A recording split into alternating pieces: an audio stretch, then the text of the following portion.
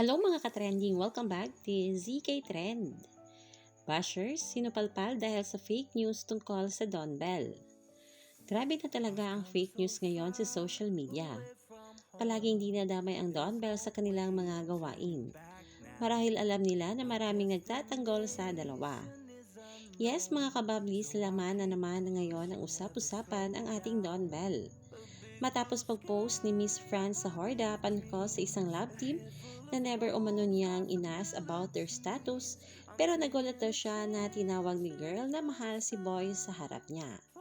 Kaya naman itong bashers ng Don Bell kaagad ni-retweet ang tweet na ito ni Miss France at sinabing, "Sure ako, hindi Don Bell to, diring-diri yung Donnie kay Bell eh."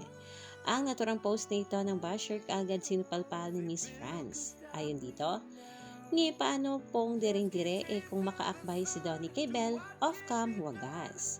Grabe na talaga itong mga bashers magkalat ng maling impormasyon para lang mapansin. At ayon nga dito sa ilang taga-suporta ng Don Bell, sa sobrang pagkadiri niya kay Bell, dinadalaw niya sa set ng movie.